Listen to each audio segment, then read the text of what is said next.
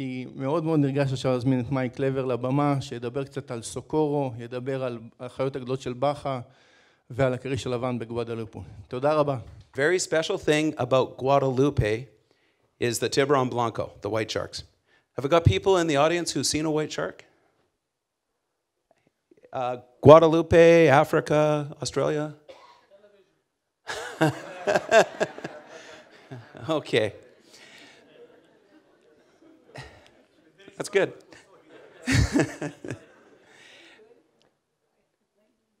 The white shark diving at Guadalupe is phenomenal. We've been running there for about 10 years. I did not want to do this diving.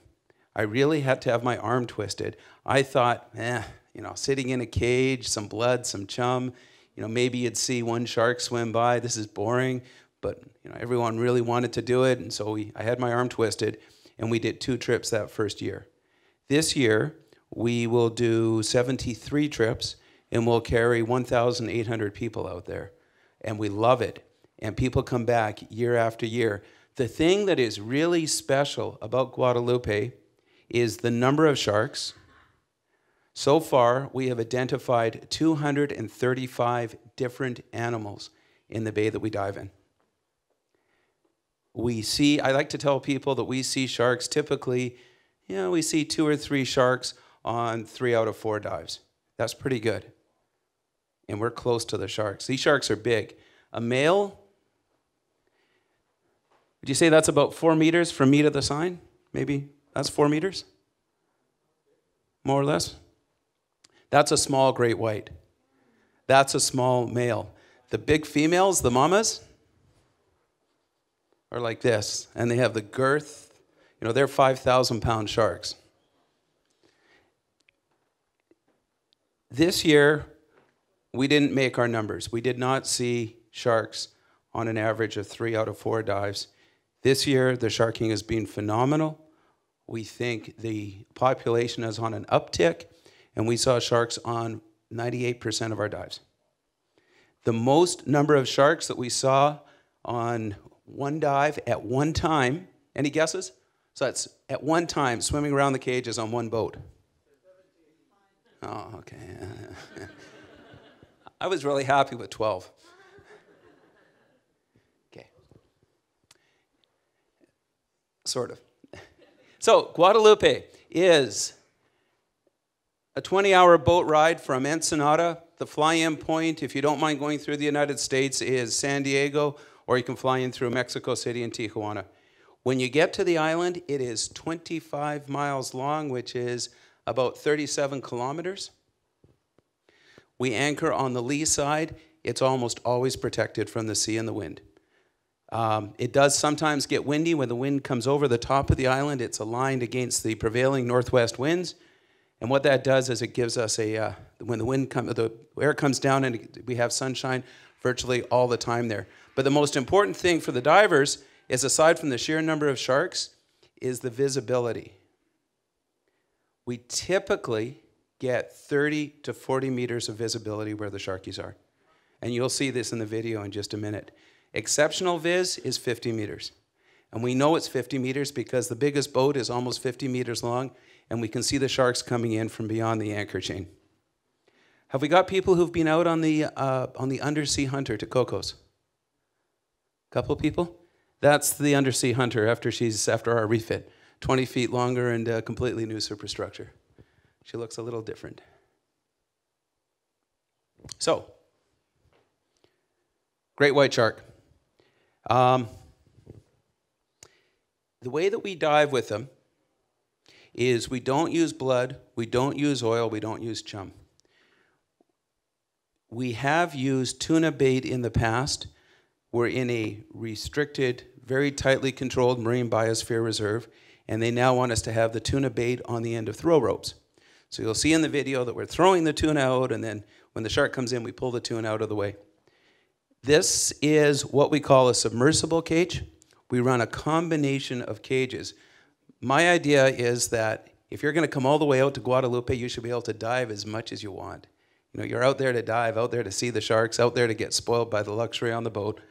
So we have submersible cages. Everybody gets a minimum of 3 dives a day in the submersibles, all the certified divers. And then we also have the surface cages. The surface cages are open all the time. That is not photoshopped. And people say, well, how did you get that shot? There's 2 submersible cages, so that's taken from the other one. July and August, that's my favorite time to dive there. That's when you see the most number of sharks. That's when you see the males. This was taken a couple of weeks ago. I find it to be incredible diving. Another image, not photoshopped. People say, is it a diving experience? You know, you're sitting in a cage. And, sorry, go ahead. Yeah, well, and that was my thing. I didn't want to sit in a frickin' cage and maybe see 2 sharks a day or be bored and so on. This, you're descending down to 10 meters. It's 80 meters deep. You're hanging in the blue. You're on a regulator. We use hookah rather than scuba tanks because when you're moving around and there's sharks all over the place, a tank just gets in the way. And to me, this is amazing diving. It's not boring. It's a very... it's a combination of scary and powerful and emotional, and the animals are just awe-inspiring. So I'd like to play you a short video. Oops. Try that again. I'm better at driving the boat than doing PowerPoints.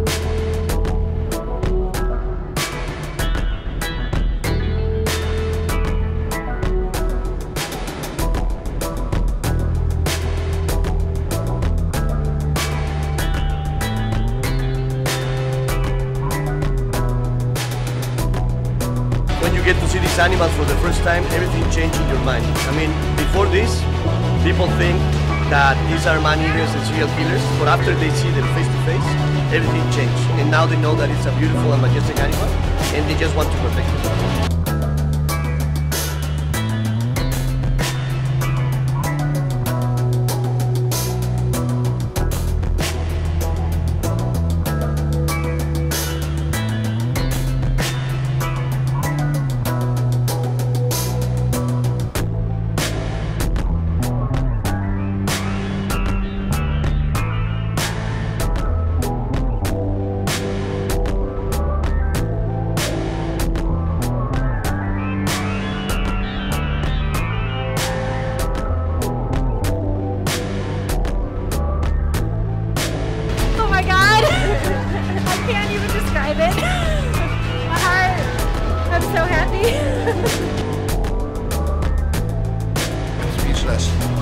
It was unbelievable. I want to go back in.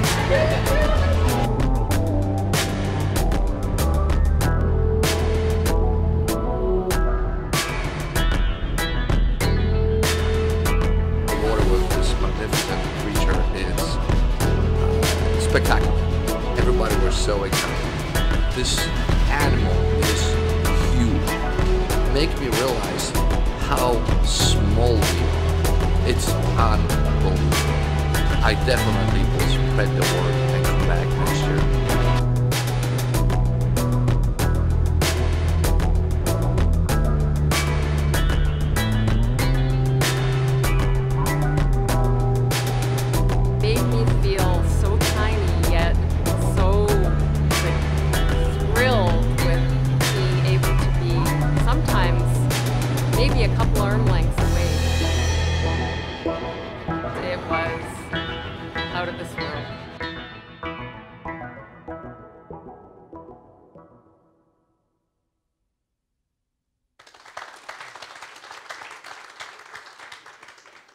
If the question, of course, is if you go on a trip, is that what you're going to see?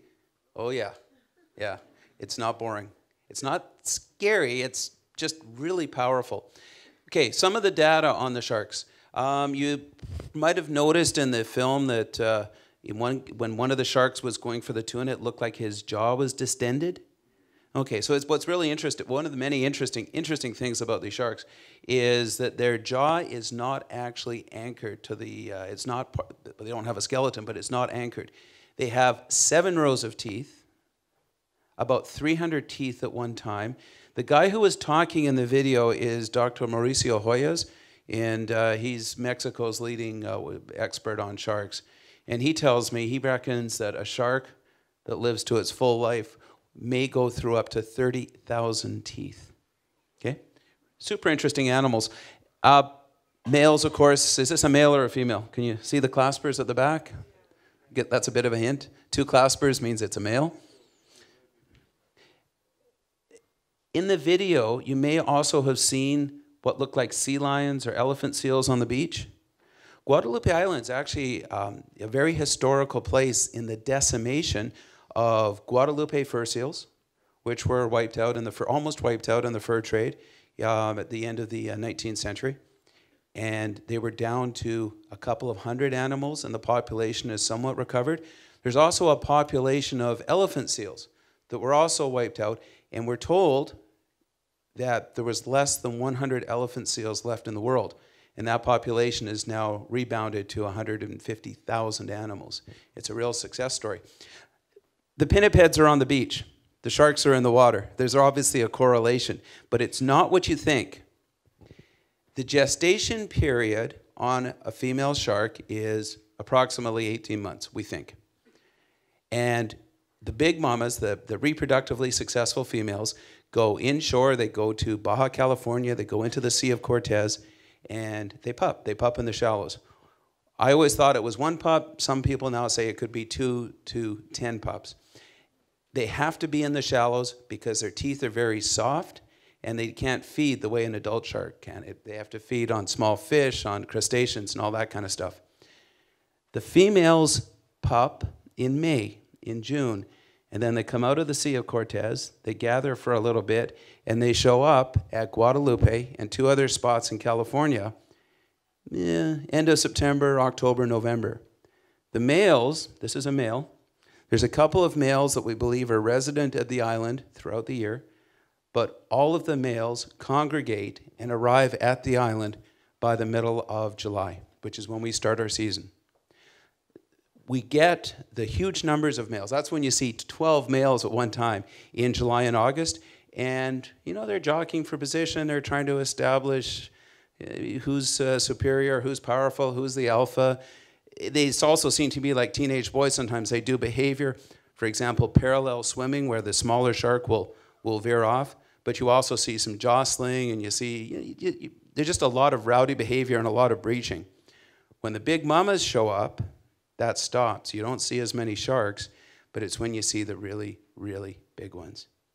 Interestingly, they don't seem to feed. We've never seen a predatory event in the time that we're there. What we think happens is they're concentrating on reproduction, and then the big mamas depart sometime in November, and we're not there in December, January, but we're told there's been predatory events that have been recorded by the scientists. So they're concentrating on sex, and then they go for food afterwards. Now, That's a big shark, huh? That's a 14-footer. Big? Yeah? Okay. This next slide is a big mama.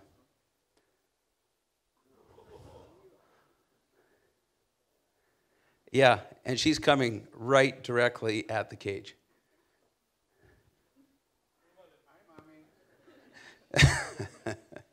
Okay. I'm just going to slide back for a second. Remember the shark that we thought was big? Anorexic, huh? That's the difference between a regular male shark and what we call the big mamas. No, she wouldn't be pregnant at the island. It's a really good question, but she wouldn't be pregnant at the island because they pup in the Sea of Cortez, and then they arrive at the island for yeah. I was trying to think of yeah. How do you say that in Hebrew? No. Okay. So just a little bit more on the life cycle of the sharks, and then I'll move on to Socorro. I think it's quite interesting. There's 3 populations that we know of. The very best population is here at Guadalupe Island, and then off San Francisco and at a place called Ano Nuevo, there's populations as well. And they move, almost all the sharks move out into the middle of the Pacific, halfway to Hawaii. It's called the SOFA area. And their behavior changes. So we have satellite tags that we've been following for years, and they start spending a lot more time down deep. They do a lot of dives like this. We don't think we used to think that there was reproductive stuff going on out there, but that doesn't really fit anymore. It's an area that's very high in biomass. The sperm whales are there. There's just a lot of stuff going on, and presumably that's where they spend the winter. Most times, it's very unusual, and we can make all the jokes we want about Trump, but it's very, very unusual for a shark from California to go to Mexico, and it's unheard of so far in any of the data for a Mexican shark to go to California. Joking aside, from the satellite tags, from the observations, from the marine IDs, a Mexican shark has never gone to California. I'm just not going to say anything more about that. Okay. Yeah. Occasionally, some of the sharks will continue on to Hawaii, and then they won't return to Guadalupe for 2 years. So this is satellite data tagging. I was really, really opposed to it when it was being done. This is when they had a National Geographic had a boat, and they were fishing for the sharks, pulling them in, drilling a hole in the dorsal fin, and bolting on the satellite tags. And I just couldn't get my head around that. But in fact, it's given us some really good data, which they've shared with us. So what you're looking at is the 3 shark locations. Guadalupe, you can see the much higher, much bigger population of Guadalupe. Each color is one animal. Okay, so you can see one guy is this guy is a real swimmer, huh? Yeah, he didn't go to Hawaii, but maybe his navigation was off. You can see the immense concentration in the SOFA area. And then if you watch the colors carefully, you'll see that they don't actually, that yellow one doesn't go to Guadalupe. He comes close, but then he goes back up to California. This next slide is sad. This is females.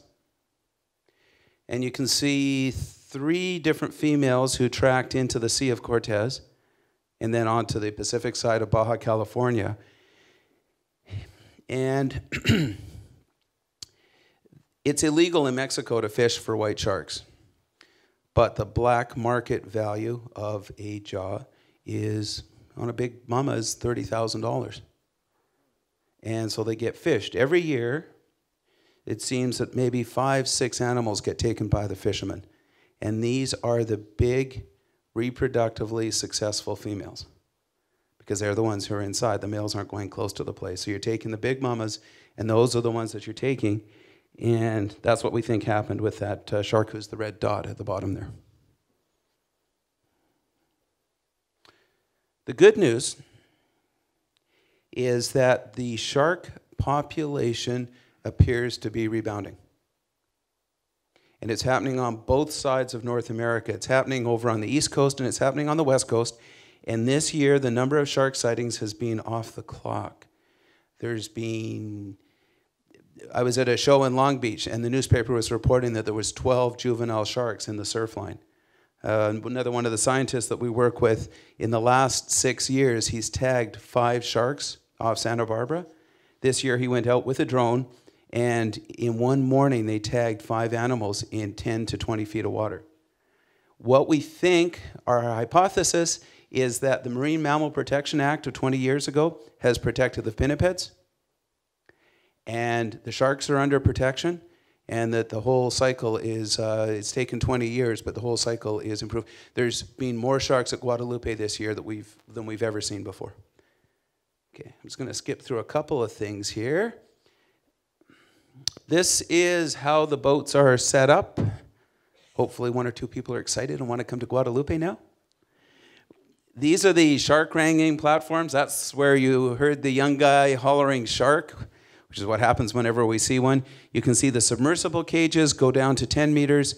Surface cages are on the surface. And we probably get 20% of the people coming on board now are non-divers, often diving, non-diving couples and so on, because the action in the surface cages, the action just standing on the back deck can be very intense. There is a dive master on all of the cages. It's a nice shot of it. And that's one of our boats. I'll close with this image before I switch over to Socorro. Are there any questions on Guadalupe? I did it in Australia. And what's the main difference between Bahia and Guadalupe? How many sharks did you see in Australia? In 3 days, I saw like 9 or 10. That's really good. Yeah, that's great numbers. You'll likely... I don't want to knock Australia. Australia is a fantastic experience. The visibility at Guadalupe is very good, and you'll see a lot of sharks there. I think you should do both trips. We just want you to come and see us as well. Australia is closer? Oh, this is dead easy. You can fly Tel Aviv direct to LA, and then take the train down to San Diego, and you're there. It's real easy. Yep, very easy to get to. Sir? Water temperature varies. When the males are there, July and August, it's at its warmest, maybe 22. 5 millimeter wetsuit recommended. Plus, I always recommend a 5 millimeter hooded vest so that you've got that extra layer. But of course, we have hot tubs on board and serve hot chocolate to you the second you're out of the cage. The water temperature drops. By October, November, it can be 20, 19, sometimes even 18. The surface weather is like California. Same sort of thing. It's nice. It's, 23, 24, 25. It's very pleasant on the surface. So is it like 2-day trips or? It's a 5-night trip, and it's 5 nights. It's 3 days in the cage. It's 3 days on location, on station. Sir?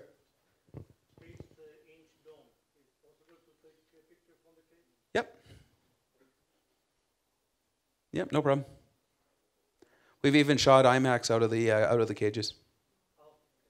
No, the camera was inside the cage. We modified the cage so that we could shoot IMAX. 8-inch dome, no problem. Any other questions?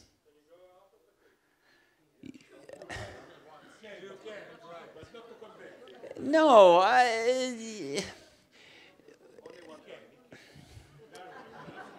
No. Okay, so here's the thing. Up until it's been illegal for a number of years, but it was still being done up until last year. Last year, one of our competitors, they run a very good boat. They had an accident with a cage where the shark came out of hit the cage, got in. Yeah, it's really funny because the owner of the boat called me because we each had a breach last year. Ours, the shark went straight down, which we never expected. His was 5 days later, and he called me. And he said, yeah, I heard. What did you do? And I said, well, we called the authorities in Mexico City, and we sent all the film in, and we did a root cause analysis and filed a report. And he says, yeah, it's like a 45-second clip. It's only one video. Nobody's ever going to see it. I think it had about 250 million views on that one. That really embarrassed the government of Mexico. Going out of the cages is strictly forbidden. There's 2 different issues. One is it legal? No. And if we bend on that, we'll lose our permits. Plus, I've given my personal word to the park authorities. The other interesting thing is it dangerous or not? We got people here who've gone diving with hammerheads? Yeah, and so you know how you stay down in the rocks and you go commando style and you don't want to scare the hammerheads, otherwise they back off? The great white sharks are exactly the same. For the most part, the white sharks, if you come out of the cage, this is what we found, is the white sharks would back off that much more. Except females, yeah. The sharks have personality. That's what's part of what's so addictive about spending time in the water with them. There's one shark, we haven't seen him this year, his name is Shredder. And his dorsal fin is all chewed up and he's got all sorts of bites on him. And he's the kid who failed kindergarten. And he doesn't get the idea that when the big females are around, he's supposed to stay out of the way. And the females just go and they just grab him. You've also got some very, very smart sharks who show really interesting behavior. And then you have some sharks who are just mean, like Thor. And you can, when he goes by the cages, he doesn't do anything.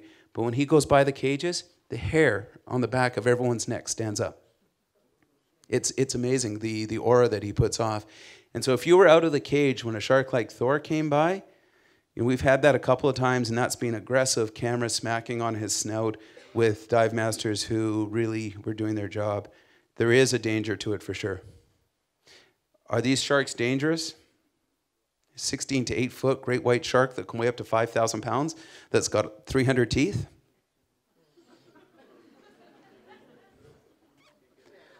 Nah. Okay. How many boats do we have, or how many are there out there total? Yes. We have 3. We have 3 boats out there, and we have 3 competitors.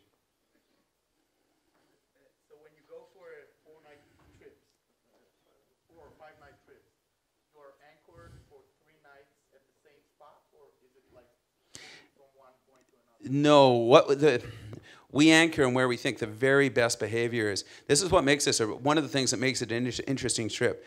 If there's anyone who's not comfortable with the idea of making an open ocean crossing, I always recommend drugs and alcohol in a Guadalupe trip. Okay, you wear scopolamine, the patch that you put behind your ear. You have some glasses of wine. Yeah. And you tough out 20 hours. But you know, with a couple glasses of wine, you lie in your bunk and stuff. But then you're on station for 3 days. And it's completely... Where we anchor... Yeah, in the same spot. Unless the visibility changes. The visibility changes, we'll move a little bit. But the way the topography works on the island, there's a ledge that comes down to about 80 meters, and then there's a wall. And there was a slide that I skipped over that shows the...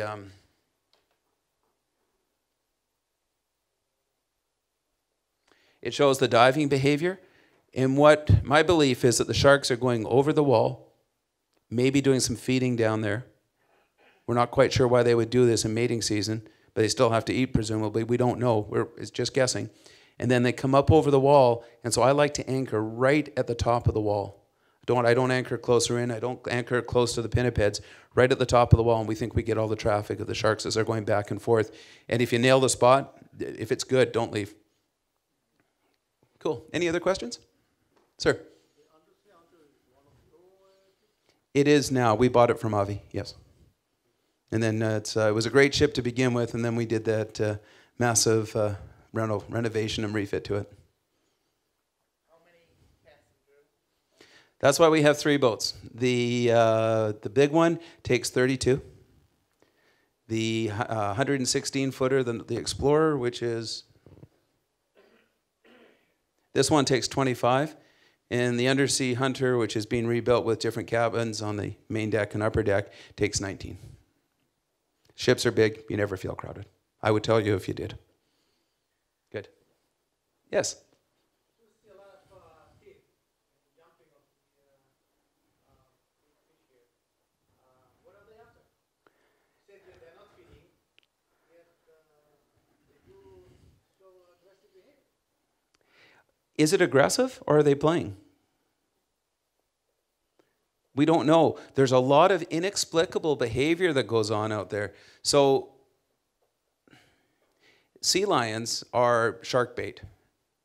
We see sea lions hanging out on station with their butts up in the air and their heads down, swiveling around, and they will go in and tag the caudal fin of a great white shark. Not just once. This is something we see quite often, which seems like going out onto the freeway, not like the Tel Aviv traffic, but a freeway where it's moving, and playing tag with the cars. Like, why would you? And then we've seen tuna come in, and they just seem to do it towards the end of the season. The tuna come in, and they smack off the side of the shark. There's so much that we don't know or we don't understand, and there's so much to learn about the animals. Why do they jump out of the water?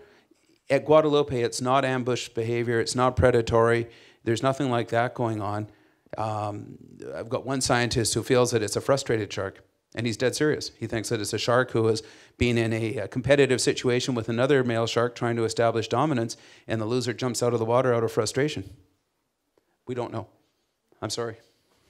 But we can go out there and watch them and come up with more theories. Okay. Any other questions? I'm running a little bit late. What I'm going to do is just show you one clip for a new destination that we're just opening up next year. I was just there 2 weeks ago. And the reason I'm showing it right now is it tags in perfectly with Guadalupe. This is whale sharks in the Sea of Cortez. So the diving at the top end of the Sea of Cortez, there's really nice Gorgonian coral. There's black coral that's actually yellow in color. There's a number of colonies of sea lions. One colony has 1,200 sea lions, which is a lot. But it's the place in the Sea of Cortez where the whale sharks congregate in the summer. And it's way off the beaten track. It's really hard to get to. But I was astonished when I got there. I'll show you the behavior.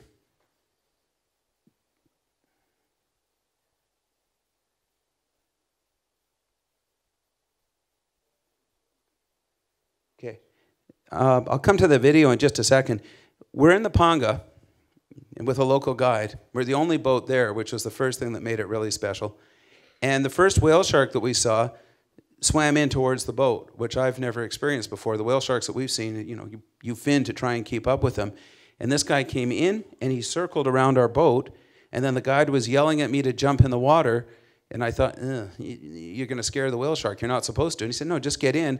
And the whale shark left the boat and came over and looked at me. And we did 3 different whale sharks within about 40 minutes, and they all did the same thing.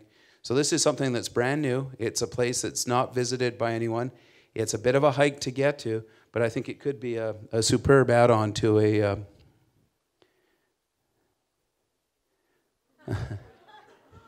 That's the scariest animal of all. We only use cages when we do sea lion diving. And kidding aside, that's the road 2 weeks ago. So it's a little challenging. Ugh. Okay.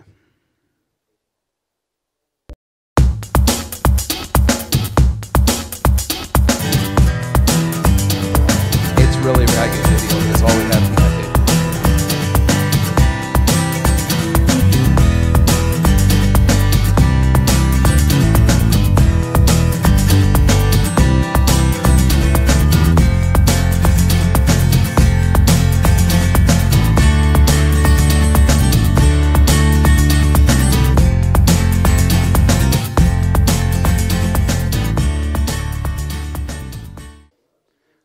I've got almost nothing to show you on it, but it's amazing.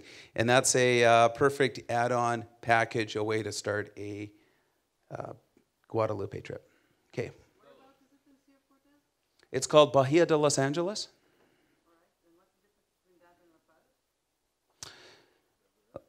Well, yeah, Magote is, we used to do Magote. Magote, the visibility is maybe 5-6 meters. And when one boat finds a whale shark, you then end up with 10 or 15 other pangas all descending on it and a bunch of tourists from Cabo jumping in.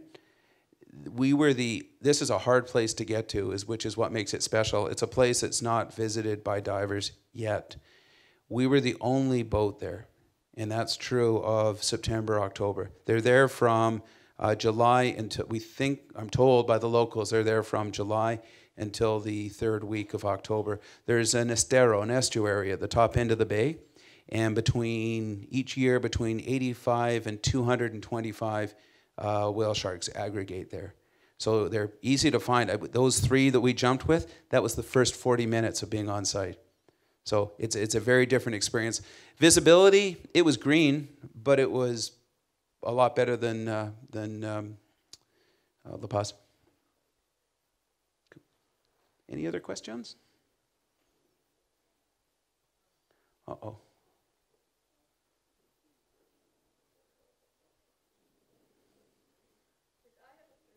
Please.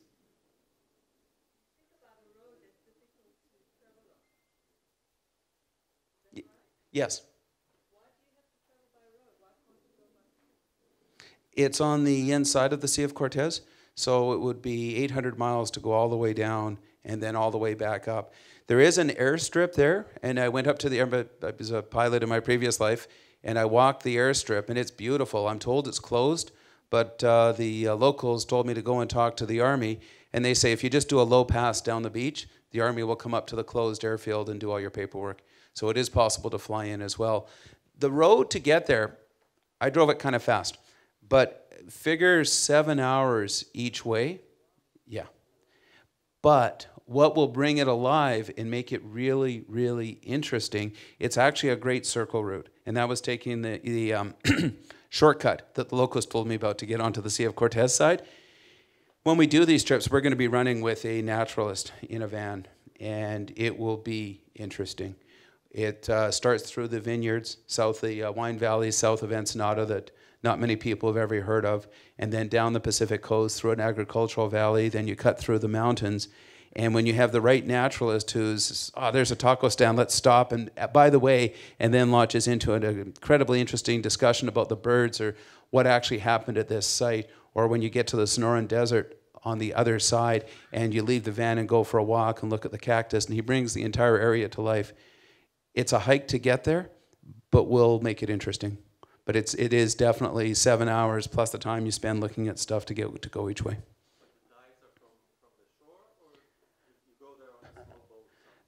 We're working with the local dive operator. He's got 5 pangas, and he's been working at this for 15 years, building up his business, which is not very much business, but he's a very sincere guy, and he's got a good operation, the basics of a good operation. So it is all panga diving.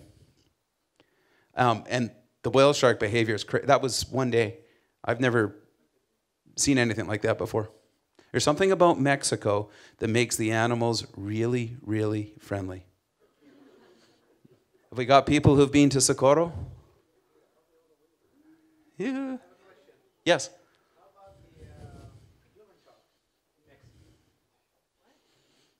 The narcos? Is it? So you're saying, is it dangerous? This is from living in.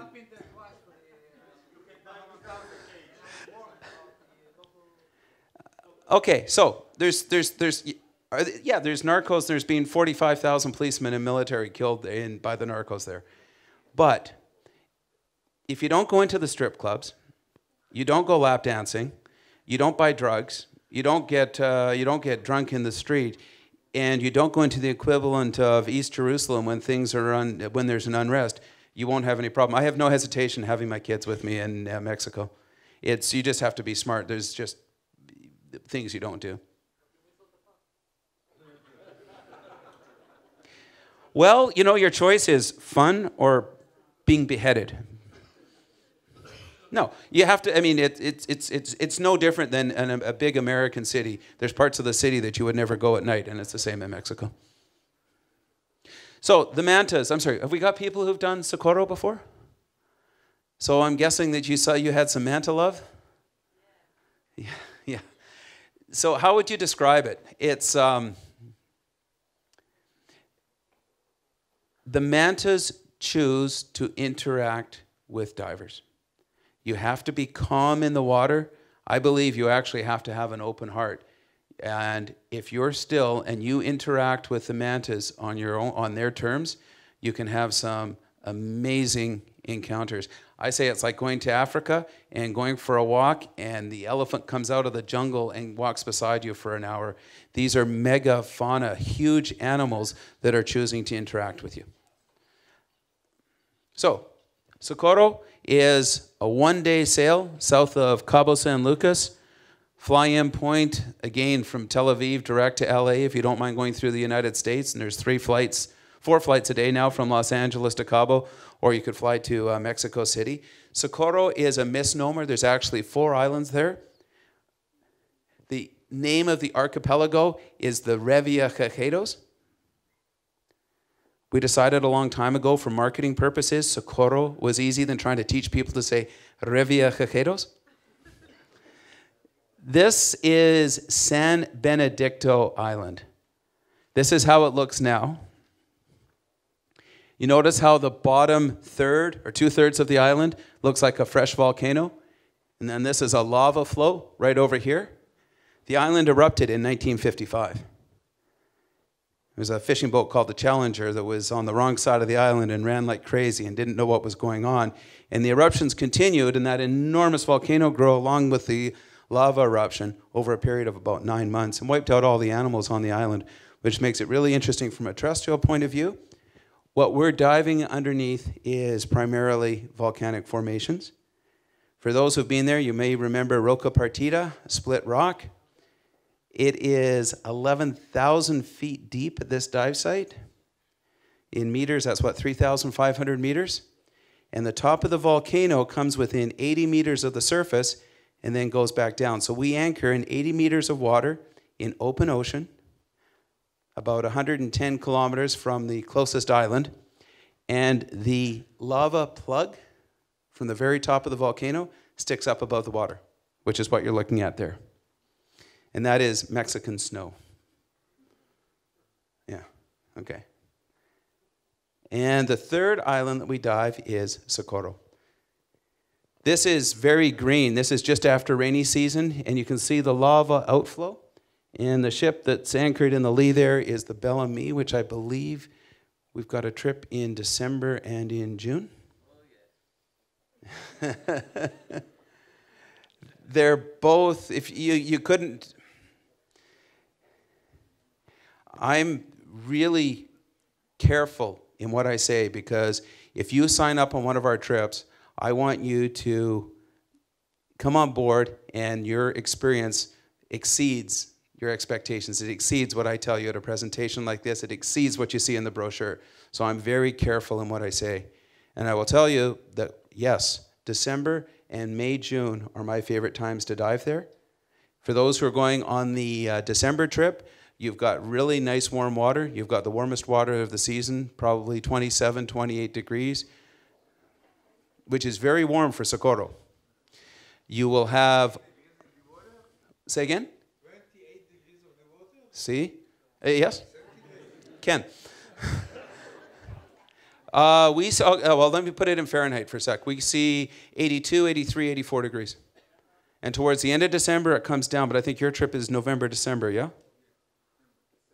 December, what's the date? 15? Oh, okay, 13. Okay, so you're going to see 80 degree water. 80 degrees Fahrenheit. Warmest water of the year. 80 is 27, if my math is right. You'll see all the animals, and you won't yet see a lot of the other boats. The other two things to look for, one is whale sharks. Those whale sharks that are in the Sea of Cortez, they leave in the last week of October, and they travel south, they travel out towards the Philippines. So it's the one time of year where we're almost sure to see whale sharks, and it's a very good time of year for schooling hammerheads as well. But the attraction at Socorro, the reason to go to Socorro, is this crazy manta behavior. Okay? I just play a short video.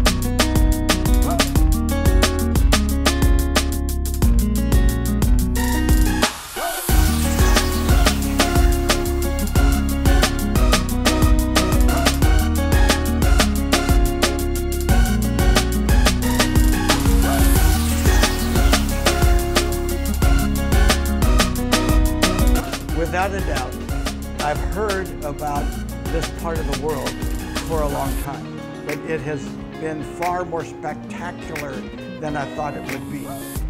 It really is virgin territory. The manta rays swim right up to you. I mean, right up to you. It's unlike anything I've ever seen before in my life.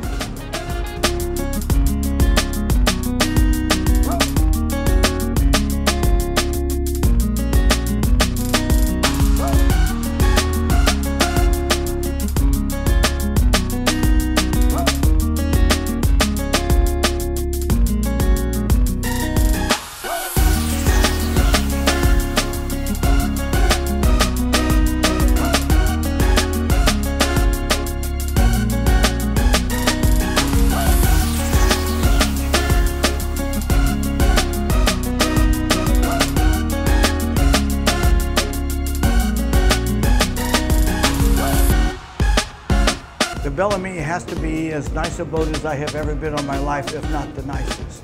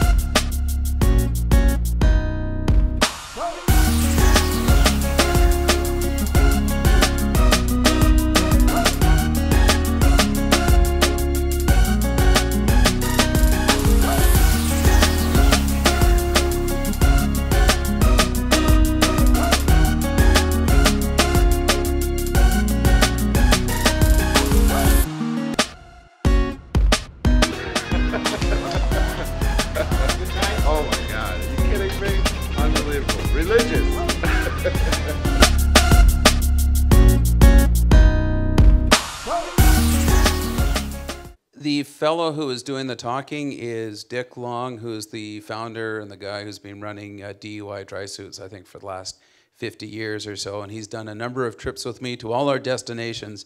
And that Socorro trip he did on the Bellamy last June was, he said, one of the most spectacular, if not the most spectacular diving he's ever done. Coming from Dick, that's a big endorsement. So, the mantas. What's going on? We know that they're, well, first of all, these are Manta barostris. They're one of two species of giant mantas. This is the Mobilidae family. How do you tell the difference between a giant manta and any other ray? Nope. Nope. No, it's where the mouth is. The mouth is terminal on a giant manta, or on a manta. In all the other rays, the mouth is underneath. That's how you can always tell the difference. Because you do get juvenile mantas and so on. They have the largest brain of any fish. Their brain is 10 times the size of a whale shark, for example. And for a fish, that's a disadvantage. It takes, the bigger your brain, the more oxygen it takes. You're living in an environment where you have to provide that oxygen to the brain. Why is it like that? We don't know. But there's a number of hypotheses. Mantas are believed to be the only fish that has self-awareness. So dolphins have self-awareness. Orcas have self-awareness. People say dogs do, but neither of my dogs do. I don't think they're not as smart as a manta. But there's a Hungarian manta researcher, a scientist, and she set up mirrors at that place in the Bahamas with the mantas. And what she found was that the mantas would, I think there's 2 mantas in captivity there, the mantas would come up, and typically with a manta, a giant manta, when it meets another manta that doesn't know, the white patch on its back, it's one species, but there's chevron mantas and black mantas, as you see. The ones with the white patches, it's now believed, some of the scientists believe that those patches actually become more brilliant, more sharper white in certain times, i.e. meeting another manta. So the mantas didn't change. But more than that, the mantas just watched in the mirror. They didn't show any kind of behavior. And then they saw other stuff, like the manta would swim around, come back, and try different angles and lift up its pectoral fin and seem to be examining parts of its body that it would never be able to see. So most of the scientists who study mantas believe that these are certainly the smartest fish in the sea. They're carrying this big brain. Are they capable of communication? Do they have a social structure? We don't really know. Are they playing with us? Do fish have time in their lives to play? Are they curious? Are they feeding? You know, it's also something else that's become evident since they started doing the satellite tagging, which I was opposed to on these animals as well, is that the mantas may not just be planktonic feeders. These are big animals, and they can see on the tags that they're going deep. They're going down to 500 meters, and there's evidence now that the mantas are going after fish and feeding on animals that we never considered. But when you see the size, that's a 4,000-pound fish. They need a lot of food. So, the way the mantas interact with us, you're going to think I'm a nut bar. How do you say nut bar in Hebrew? Oh, Meshuggah, okay.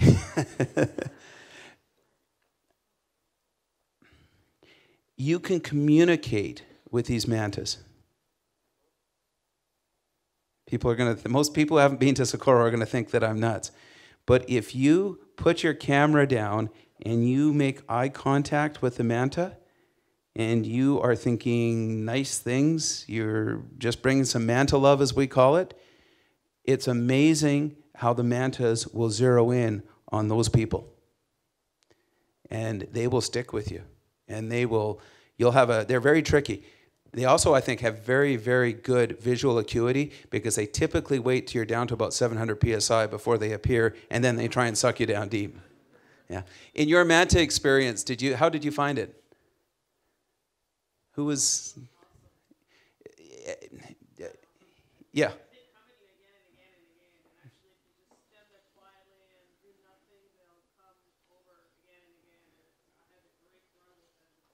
Yeah. Yeah. Well, I don't think it is the bubbles, though, because we've done many, many trips with rebreathers, and rebreather divers get exactly the same behavior. Maybe they're expecting the bubbles, yeah? Maybe it's just one more trick in their bag of why they find humans interesting. So, there's two colorations, same species of mantas down there. This is what we call a chevron manta. Is that a boy or a girl? Can you see the claspers? Yeah, that's a boy. If he's flipped over on the other side, you'll see a small chevron on the back, and you'll see the white patches on the top. These are Barostras. These are the ocean-going mantas species. And they have... Sorry. I'll come back to it in a sec. I'll show you how the patch is on the top. On a Barostras, it looks like a T. And on the inshore mantas, the reef mantas, it looks more like a Y. It's a very distinctive differentiation. This is a black manta. Yeah, right now, 22% of the identified mantas there are black. Same species, just a different coloration, same behavior, same travel patterns. And these little fish that you see are Clarion Angelfish, one of 4 different species of angelfish, endemic to the islands. And what's really cool about them, when you know to look for them, is that they come off the reef. They'll come out 100 meters to the manta and clean the mantas off the reef. That's what they're doing in this picture. The sad thing is, it's an endangered population, and you can buy them on eBay for about $6,000. Not the manta, the Clarion Angelfish. We call them the little angels. So this is the top of a chevron manta, and you can see how the coloration, it looks like a T. Yeah, and on an inshore manta, an Alfredi, it's more like a Y. This patch is a very different shape, plus they're smaller. The fish you're looking at is a remora.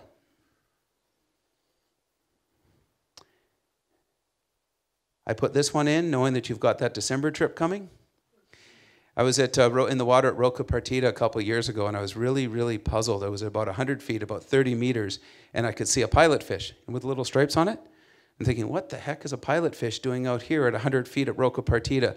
The coloration, the camouflage on those things, I had never realized until I didn't see this one at 100 feet for a little bit, just how good the color, what a good camouflage it is. So I've talked about the white sharks and how they really get close to divers. This crazy whale shark behavior in Bahia de Los Ngeles and how they interact with the divers. The mantas, there's one more animal in Mexico that loves divers. No, I'm scared of sea lions. I'm not going to put those as love. No, someone said dolphins, and that's exactly right. So the mantas have been showing this behavior for the last 30 years. The dolphins, about 7-8 years ago at one of our dive sites, there was a safety line that was going to the surface. And it was diver, diver, dolphin, diver. And we all thought, wow, that's really cool. The dolphin had his or her rostrum on the line, and she was blowing bubbles. And then she went up to the surface, and dead serious. And then she came back, and it was just like, wow, that's a once in a lifetime. On the next trip, the female, what we think is the oldest one in this pod, we have a dive master, Sten. He's been with us a long time. We call him the Vikingo.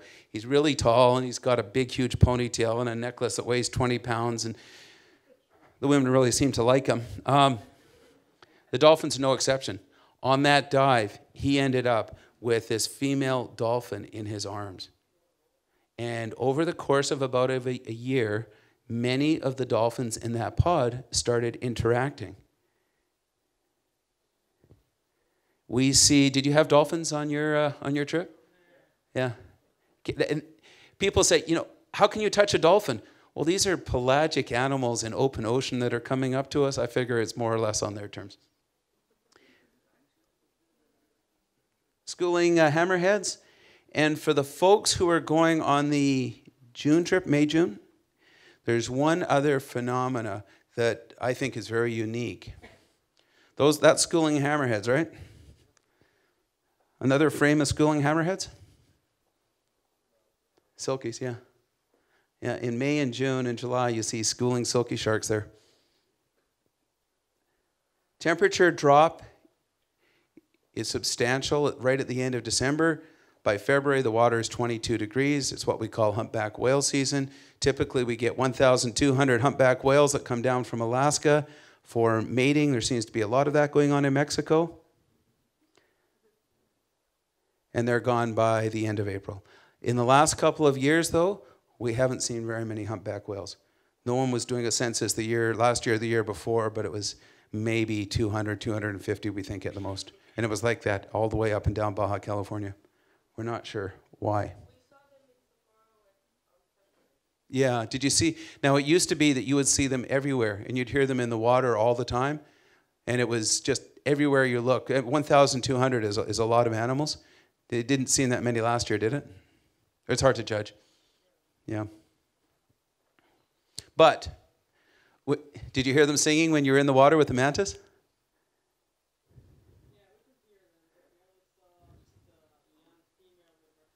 Yeah. Yeah. On the surface or in the water? Yeah. Did you try snorkeling with them? Yeah, and it has to be on the humpback whale's terms. Yeah. Perfect.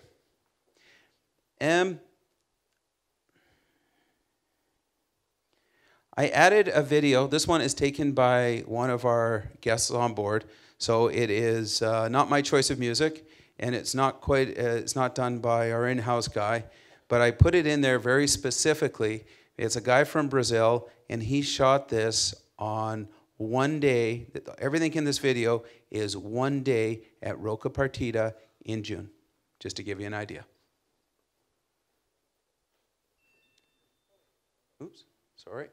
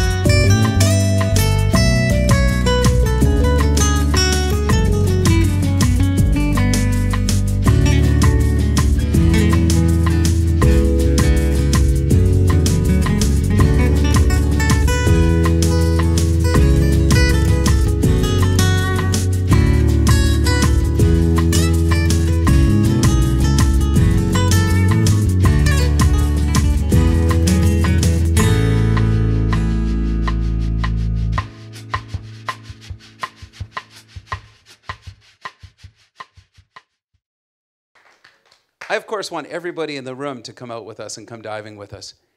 But it's really important to me that for those who come out with us, we exceed your expectations. Not every day at Roca Partida is like that. Okay? In fact, what I tell people is this is big animal diving. It's not Disneyland. And if you have 6 dive days out there, I'm going to say that you're probably going to get 1 or 2 days that are boring. The viz might be down, the volcanic ash might be coming off the bottom. You know, you're going, what the heck was Mike talking about? Or worse. You're probably going to get 2 days that are good. You're going to see sharks, you're going to see jacks, you're going to have, it's going to be some nice diving. We'll do that night snorkel with silky sharks off the back of the boat. But what's amazing about Socorro, occasionally we only produce 1 day. Otherwise, in many years, we've always produced at least 2 days of that really amazing, emotional diving.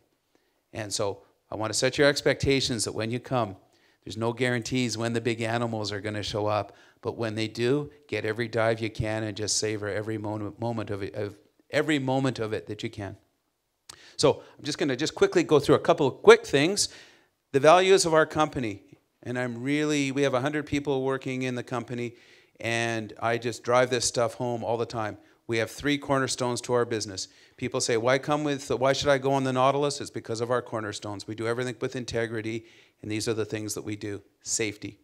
These ships are ISM safety certified.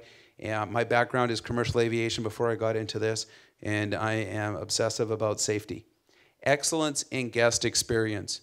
We don't always get it right. Sometimes things break on the boats, but what you can bet is that we are always trying really, really hard to give you the best possible experience, including a perfectly flat day at Roca Partida. That's what, Elon, you're guaranteeing that, yeah? Yeah.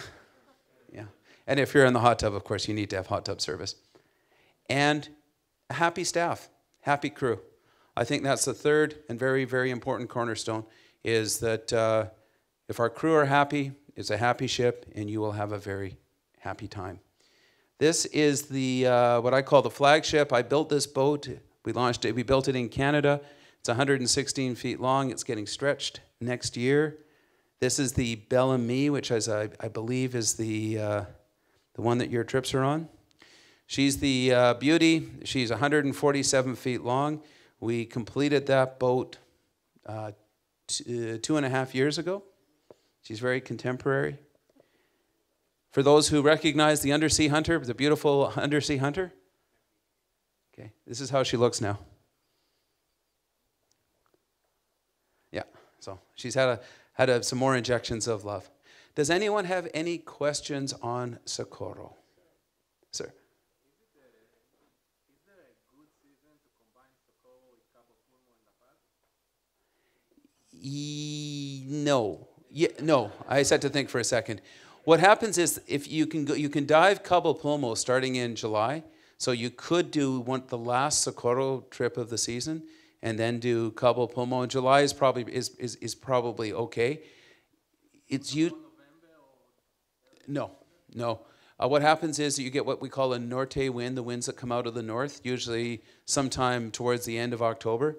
And when that happens, the water goes green. Temperatures go down. It can be blowing 50 kilometers an hour on the surface. The whale sharks, for example, that's when they take off. As soon as the Norte blows, they're gone. So no, I wouldn't dive Cabo Pulmo then. I'm sorry. Good. Any other questions? Current is our friend. This is at Socorro? Yeah. Current is good. Current brings in the animals. When you get to the edge of these lava flows, and you can duck underneath the current and you get right to the end where the current break is, that's when you'll see the sharks. It's when you'll see the tuna. It's when you get the best diving. The maximum current you might see is 2, sometimes 3 knots. It's not semi-diurnal. It just happens. It isn't related to the moon. It doesn't change every 6 hours and 15 minutes. But we work with it. We divide our divers up according to their comfort zones. So we have dolphins who are our newer divers, and we have sharks who are the old dogs who are really experienced and want the current. And then we've got what we call mantas. So we will change the dive sites for the different groups. And if the current is rocking, the dolphins are probably going to be diving in a protected bay. But if you've got the experience, you know, current brings the sharks and the tuna on. What's the best time for Manta? When you have a group of 8-10 photographers with flashes in the water, how does it react with the Manta? The mantas don't care about the flashes, but we break the divers up into groups, usually of about 6 people, maybe 8 at a time, and then we spread out 15 or 20 minutes so that we're not, there's no congestion on the dive sites. We're also breaking people up by their experience. Usually the most experienced divers are the first to gear up, and they go first. The manta population, it's not migratory. They are there year-round, except that there's a larger biomass in May, June, and July. We don't know beyond July because of the hurricane season. So they are moving between the 4 islands and the tip of Baja California, and there's different hypotheses why they might be staying away from Baja California May, June, and July. But that's if you want to see the most mantas, that's the time. Please.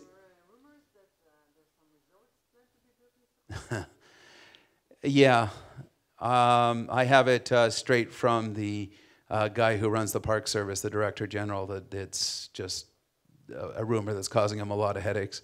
I can't see it ever happening. Socorro is a UNESCO site. It's under a very tight management plan. We're all hearing the rumors, but I can't see it. Yeah.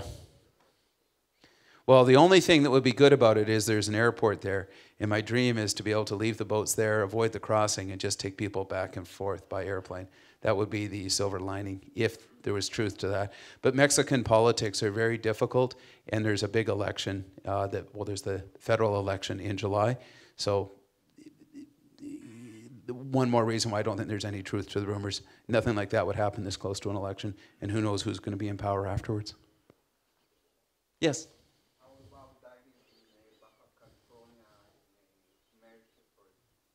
In? No. No. No. You're, well, I had a group from British Columbia, some old clients, and they wanted to go diving in March. And I said, you know, man, the water is green, and the visibility is probably 10 or 15 meters, and the water temperature is probably 63. The water temperature is probably around 14 degrees. And they went, Mike, are you kidding? In British Columbia, that would be a fantastic dive day. But for anybody else to have that low visibility, green water, and cold, it's not very popular.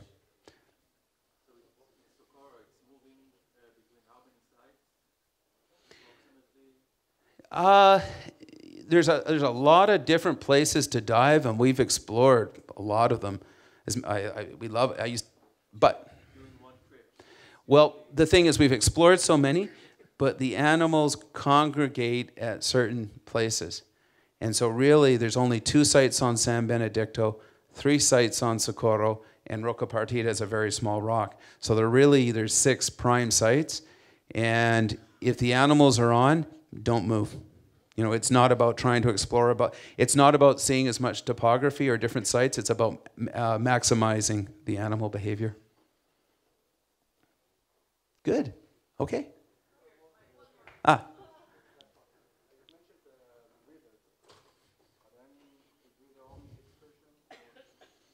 Yeah, we've different people have organized them. AP has organized a couple.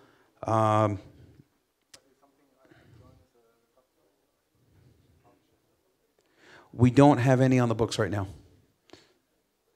We welcome rebreather divers on board anytime, but I don't have any 100% rebreather trips right now. Yeah. Oh yeah, no, I used to dive a rebreather for a long time. We're rebreather friendly. We've got oxygen boosters and then soda sorb and so on. Well, that's the problem. So that's the beauty of doing a whole boat charter through Elon, because he can call the shots and say, I'm going to have some rebreather divers. They're going to do 2 dives, and they're going to be 2 hours long, and I'm going to have and we're going to break the boat up. But if it's what we call an open boat charter, where people book individually, we can't really accommodate it. It's got to be through one booking agent who knows his clients and sets things up that way. Otherwise, you get conflict between guests, which is... But we love rebreathers. Just be safe. Any other questions? I have one last video that I hesitate to show. It's on conservation. No, it's not. It's a bit of a down note to finish, but I think it's important. And what's happened at Socorro, when we first started diving there, things were grim with fishing. You know, I remember at the start of the season, we would be picking fishing nets up off all the sites. We saw some really terrible things, and it was just the Solmar and our first boat, the Explorer, our 2 boats.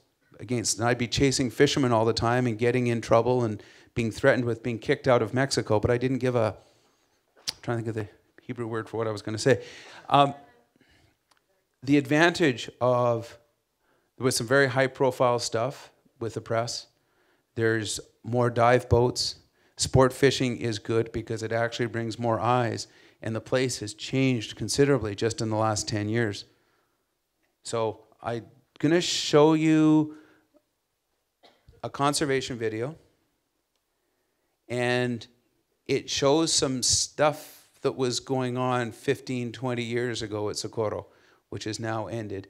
And so it is a positive way to finish, in that conservation here is working through some aggressive surveillance, and the government of Mexico has been very supportive.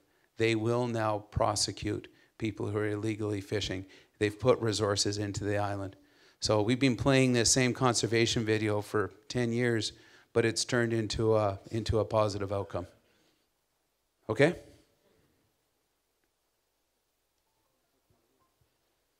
Oop, I didn't do it.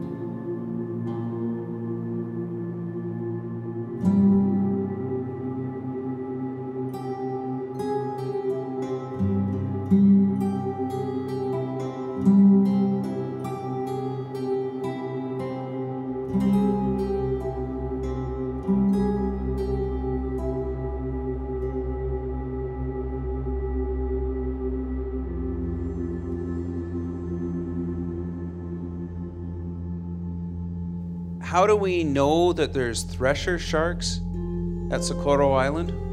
Because the only time we've ever seen them was 17 in a gill net that was wrapped around the boiler. So I am hugely supportive of what Pilo is doing and shouting out for sharks. And people who are working on conservation work, we're all in to help. Okay? So on that note, toda raba.